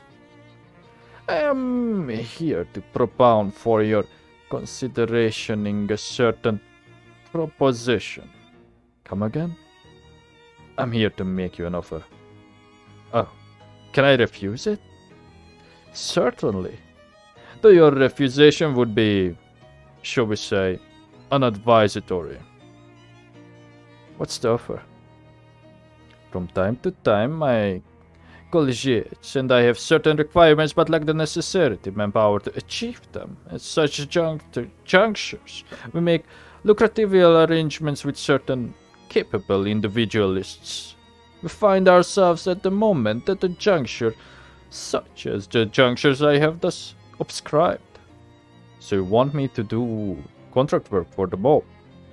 Exactingly. Can I think about it and get back to you? No. I require your responsivity with immediance. Well, sure, why not? An excellent decision, if I may articulate such. So what happens now? Just sit tight, as they say. We'll call upon you, telephonically. He gives you a curt nod and then leaves the room through the window. It takes him 3 or 4 tries to work the latch. Alright then. Alright. Anything? Do I have to wet my tentacle? No. Hey there, Barnaby. How'd you sleep? Fine, until a mob guy crawled in my bedroom window. Oh, yeah, that window is pretty lousy. Anyway, the next antique I need you to find is a compass. The directions kind, not the circles kind. The detectatron says it's out near Crystal Dream Lake. Is that so? I don't know where that is, but I bet it's too far to walk. Do you have a car I can borrow? No, but I have something even better than that. 2 cars. A bus pass. The step out front is your gateway to a whole wide world of adventure. An unlimited bus pass, good for an entire year. It's truly a ticket to a world of moderate convenience and comfort. Swell, thanks. Where do I go when I get there? Unfortunately, I couldn't get a more specific reading than near the lake. Something about the place is making the instruments go all screwy. Here, take this map. This picture postcard of Crystal Dream Lake is detailized enough to serve as an ersatz map. Look, I forgot the name. This is me talking, not the characters. I forgot the name of the lake in Friday the 13th, but I feel like this is related to that, because isn't it like Crystal Lake or something like that? Crystal Dream Lake Lighthouse. This is a postcard. It has a map of the lake on it. It has a picture of the lake on it. Yeah, that's what the map is, a picture of a place. Actually, okay. I guess I can't argue with that logic. Can I talk to her about the tentacle thing? No? You check the message pad next to the phone. There's a note for you. Call Don T. With the phone number. Call them up back. You dial the number. Salutations. Whom is telephoning, might I inquire? Hi, Donna. It's me, Barnaby. Ah, you recipiented my missive. Command the bell. Yeah, what's up? There is an assignment of which I require your performation. You know what? Talking in this way actually doesn't sound bad. An assignment. Right, the comedic sort. I might refer to it as an undertaking.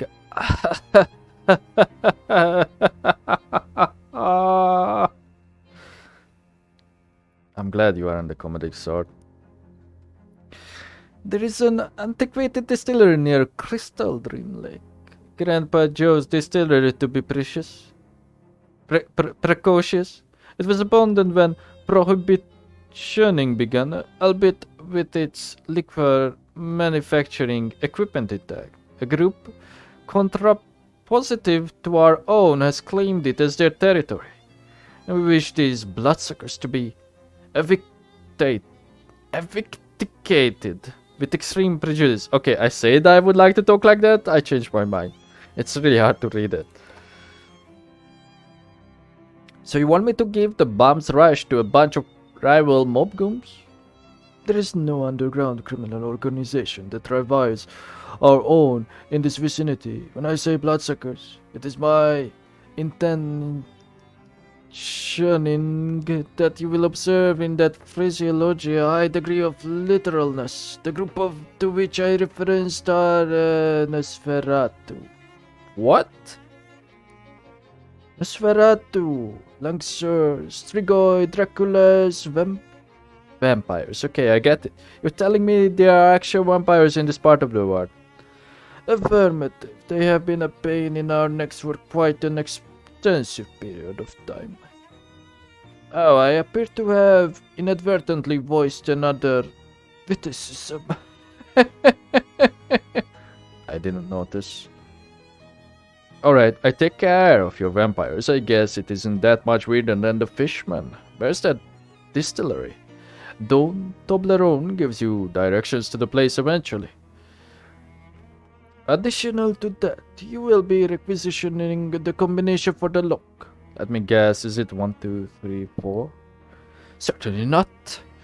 Kindly allow us the credit for a modicum of operational securitizing. We selected the most unassailable combination possible. 9999999.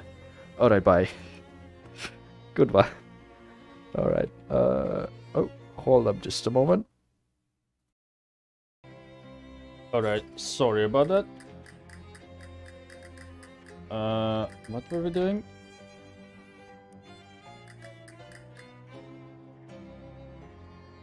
Alright, the boss. Oh, who's this? Oh, the shop. Sorry, let me adjust my mic. A blonde flapper cracks her chewing gum and then gives you a shark grin and a little wave. Talk to her. Hey there, big boy. You're Barnaby the Magnificent, right? Who's asking? Oh, look at you being all tough and mysterious. Molly Buttons is who's asking back, and I do like games, but don't push your luck with me. Okay, you got me, so how do you know my name? The boss sent me to lend you a hand and to keep an eye on you, savvy? What? Hey, nah, I put in my 2 weeks notice before I left Poughkeepsie, fair and square. Huh? No, not that boss, you palooka, the boss. The boss? You know. She glances over both shoulders and hisses at you. The mob boss. Ah, that boss. Sheesh, I can't tell if you got the screw loose or if you're just funning with me. I like to keep people guessing. So what, you're supposed to partner up with me? That's the deal, McNeil. And do what? What's a 20-something girl like you doing working for the mob anyway? Hey, nah, I ain't just a pretty pest. She pulls a Tommy gun with a full-size drum magazine from behind her back, gives it a flip in the air and catches it with a mad glitter in her eyes. Holy jeez. Put it away before someone sees it. Crabs, you have to whisper. The boss. But you're fine with waving a machine gun around in public? So are we teaming up or what? I can say no. I will say this, I always got room for a gun-toting cutie pie. Oh, are you flirting with me? That's really sweet, but I got a sweetheart already, and no offense, but she's cuter than you. Shucks, well, welcome to the party anyway. Molly has joined you as a companion. Peachy, you want I should come with you right now or cool my heels at noblesse oblige? For a while. Come with me, come with me. Think I'd be mind waiting for me at noblesse oblige? Okay, you have it. You got it, let's hit the bricks. Hit those bricks. It's unsinkable Molly Buttons. She shoots, you wink. How you doing, Molly? Should back everything just ducky. Okay, we have the same options. Hey, you know if there's a good heater joint around here? Heater or heater? I got stuck on pills. They make pills for heating things? Sure, you know hot lead for ventilating things? But ventilating things usually makes them colder. Yeah, I'm gonna put them on ice, alright. What are we talking about? Yeah, what? I don't even... Okay. I don't want to talk to you anymore. This is the hat store. All hats certified, louse free. The store's proprietor nods politely to you. Introduce yourself. Hi, my name is Barnaby. Pleased to meet you, I'm Albert. Why aren't you wearing a hat?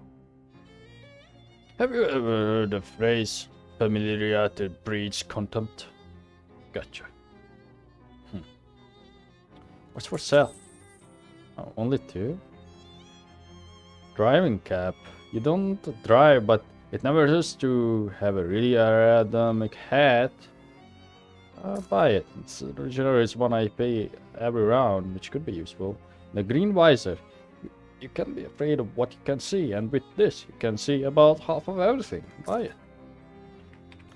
Because that's good for our chests later. And I can also go and take pictures. Whoa! And get some of the money back, I guess. Nothing hovers toward you. I mean, something hovers toward you, but that something is literally nothing. Let me try that again. A thing that appears to be a hole in physical space, the opposite not just of matter, but of existence, hovers toward you. Through it, you can see the faint twinkling lights of ancient dying stars, and the black smoke drifting out of it appears to be more of itself, more nothingness, or perhaps anythingness leaking into this world. Is it a better description? I think I'll have to do it. Oh, it will have to do it. Oh, here comes another one. Fight them. Shadow bomb. Shadowy orbs. Alright, how much health? All of them 7. Guess I will protect this, but we can. Oh, why do I have 1 less AP now? Did I change something without realizing? That's 2. Problem is I don't really know her moves yet. Guess I will finish this one off.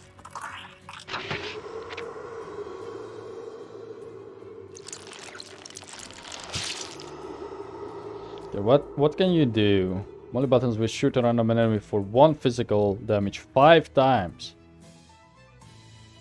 Or kneecap 1 physical and reducing muscle. Okay, I don't really like her deal, but for now we can roll with her when it's easy enemies, I guess. I feel like Gabby is way better, but maybe we are able to level her up. You won. The orbs dissolve into black smoke, and I know, angst probably. Okay, let's go to the boardwalk. And then equip my new hat. Spooky armor, then hat photography. Hey, welcome back, baby. Let me see that hat you're wearing. What is that green visor? Perfect, I love it. Here's your meat. Okay, and then... oh, I also have this. Oh, this is a perma upgrade. Okay. I kind of feel like we could get more of this, so maybe I don't need to be too careful with that. Add +1 spooky armor. To be fair, if we are going for spooky armor, it might be best if I just combine it on the visor. No? We shall see. Because so far this is my best hat. But only because of the +1 mysticality. I think I will save it for now. Let's do the driving cap. What is that? The driving cap? Perfect. Okay, we did that. Oh, what about... Can I do the thing yet? I don't think so, because my... Wait, what? Yeah, why didn't my mysticality decrease? Hold up. Do I have any other weapons? These are mysticality +2 physical. Add 1 bonus damage to weapon. Permanently? Did I change something without realizing? No. Maybe it was... Oh, you know what? Because we slept. Yeah, because we slept. That's why. Care to test your skills. We need +5 in all stats, so we can't do that. Yeah, so there's like a huge buff that we lost. Okay, let's go back to Plunkett Street. A fast-talking salesman approaches you and starts his pitch before you can cross the street to avoid him. Say there, would you like to purchase a set of encyclopedias? What? I wanna say yeah. Absolutely not. I thought you might say that. Understandable, but what if I told you that this was no ordinary encyclopedia? Do you think that's something you're really likely to tell me? Or you're likely to tell me? So likely as to be certain. Step a little closer, would you? You would? You take a step toward him. He opens his trench coat to reveal a set of dog-eared paperback books. This is no collection of boring facts. This is an encyclopedia of blue humor. A multi-volume collection of the lewd and lascivious. A trove of truly tasteless treasure. It's a set of books of dirty jokes. Precisely. And it's yours for the obscenely low price of 200 wheat. Surely shocking jokes. Complete set. A set of dog-eared paperbacks filled with offensive jokes. Somebody must have carefully assembled this set out of individual volumes found in filthy public bathrooms. Grants an upgradable skill. Heard them all. Gives sleaze armor. Sure. This man takes your meat and winks at you as he stuffs it into his pocket. Enjoy! He continues to send it. Aren't we down here? What are you waiting for? I want to watch you read it. Slowly back away from me.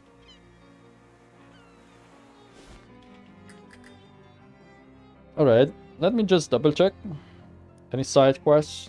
That's the mob quest. Okay, let's go then. Take a bus somewhere. Oh, so we will have multiple places. Crystal Rim Lake. Chapter 2. The Spooky Forest.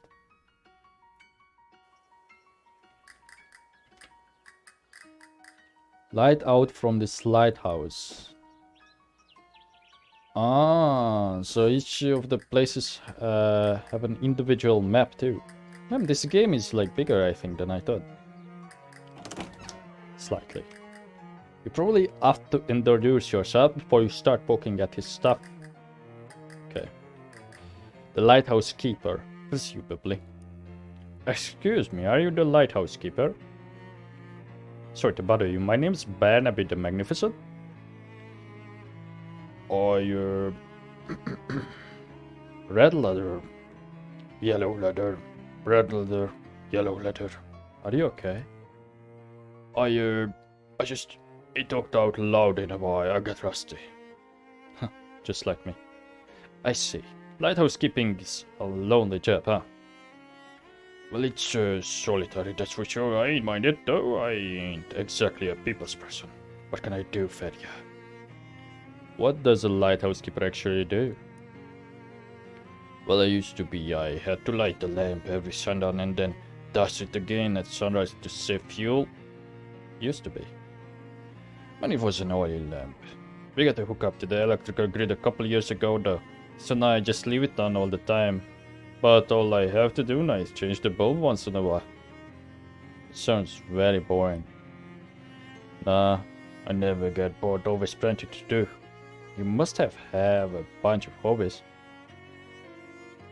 Yeah, get a book and a whittling knife and plenty of middle distance to stare into. How do you get into this line of work? My family has always been lighthouse keepers and both sides. Ma and Pa kept lighthouses within sight of each other. Used to wing the lights back and forth once in a while. Oh, that's kind of romantic. You know, I never did find out how I was actually born. What? Anyway, was there something you needed? Have you seen an old compass around? The directions kind, or the circles kind? Directions. What? I have to ask, what is the what's a circus like compass? The circus kind compass. I'm missing something? Okay. I got an old one I picked up at an estate sale about 20 odd years ago, I reckon. I'll show you too. It's upstairs and the lighthouse is flooded. What? Flooded? Get right up to the top, have a look through the window there, and you might see a fish pass by. How did that happen? Bump broke. No, I mean, how does the lighthouse just fill up with water? We aren't even below sea level here. Something to do with the tides, I reckon. This is a lake. Anyhow, I need a Gluckstone valve to fix the pump.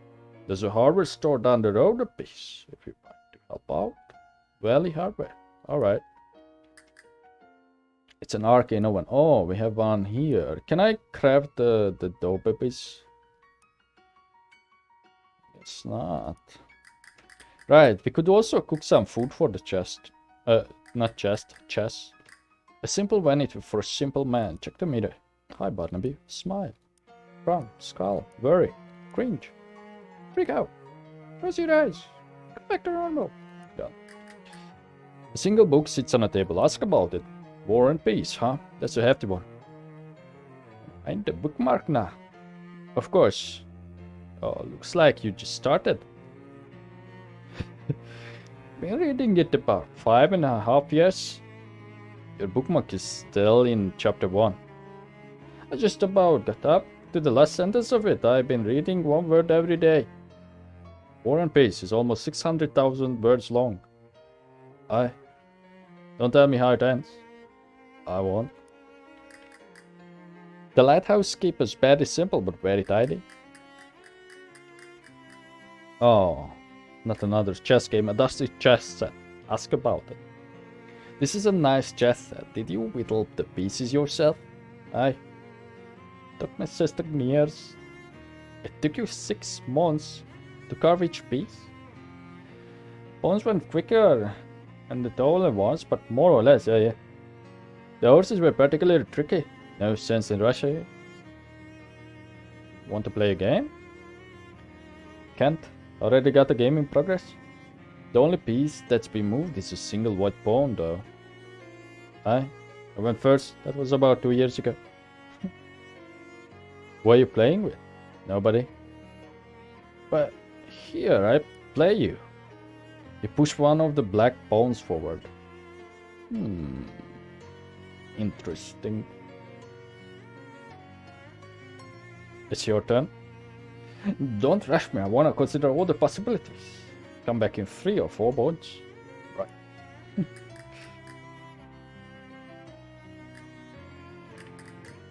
Wait. The lighthouse keeper hasn't taken his turn yet.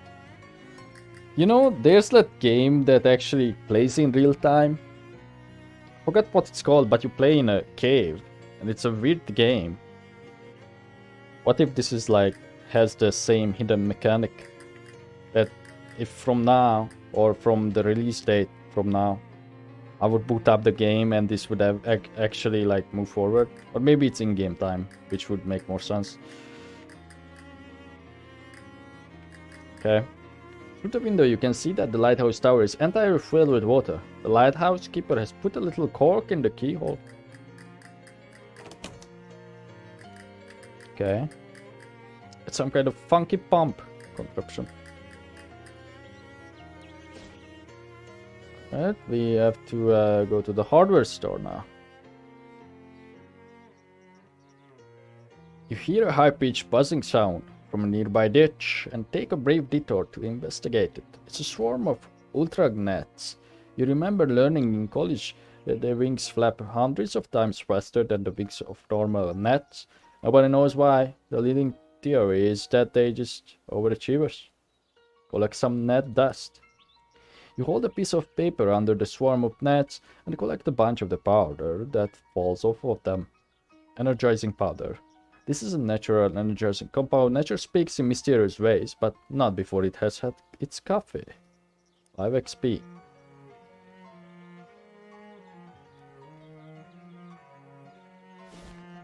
After a short hike, you find a small hardware store nestled in the sparse woods surrounding the lake.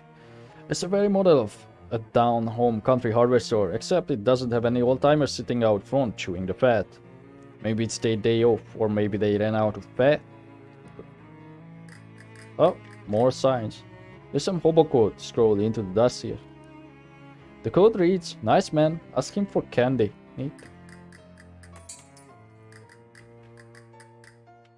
This barrel has a joke price tag on it. 10,000 meat. A barrel of rusty nuts and bolts in case you want to buy some garbage, I guess. Paints in all of this season's trendiest patented colors such as tomato golden and turquoise green and pineapple aquamarine. You don't understand the purpose of any of these tools. That's actually correct.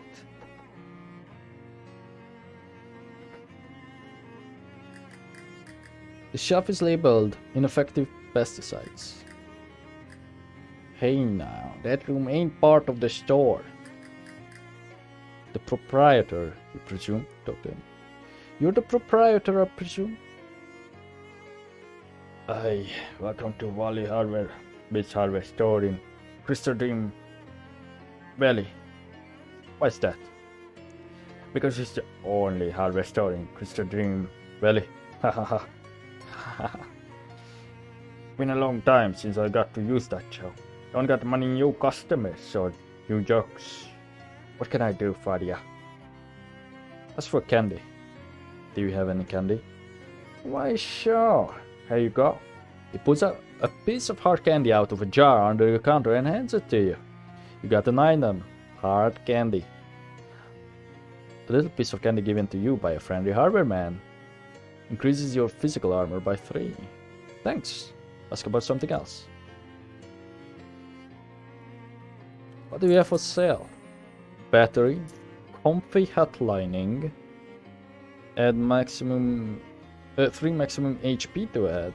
There's nothing that cannot be made more comfortable by the application of an inside-out rabbit. I will buy that. Cooking with power tools. This book's thesis is that there isn't really much of difference between a kitchen mixer and an electric drill. Stilton splatter deal 3 sleaze damage to 3 different enemies. Sure, buy it.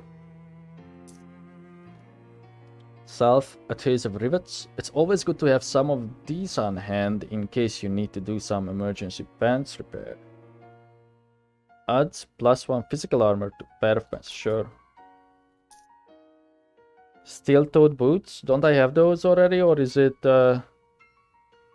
like the heavy boots? I will double check that. New melee weapon, which we don't need. Fuses. Do I have any fuses? Oh, it's alphabetical. No, I don't think I do. Let's buy 2 of them, just in case we will need it. And another match too. Yeah. That's a lot of money. We are down bad now, but that's okay. That's okay.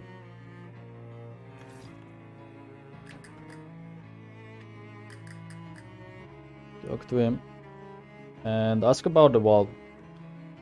I need a pump valve for the lighthouse keeper. Oh, sure. What kind do you need? Oh. Glaston? That can't be right. Those are only for tea kettles. Maybe it was something else. Something else. Klaxon valve. What's he need a saline purifier valve for? Oh. Oh, damn. Bixton Claston? Claston? Pretty sure that ate the thing. Maybe it was something else.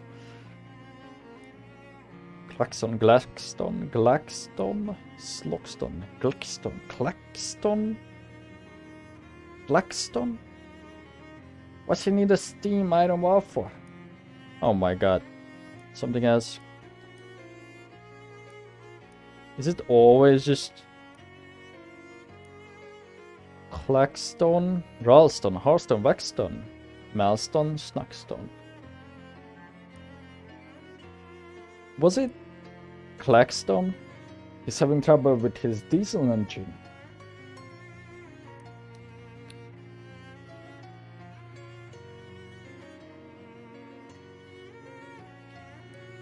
Okay, it's a Glaxton one.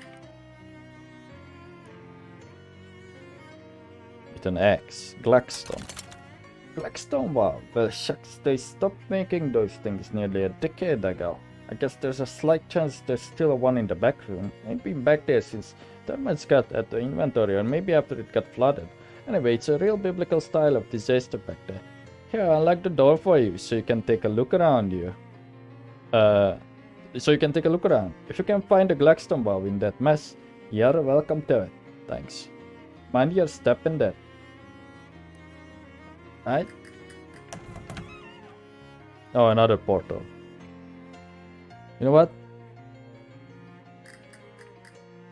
I think this is an okay place to stop. So let's pick it up here next time, mainly because I have to do something. And I will see you there. And then, bye bye.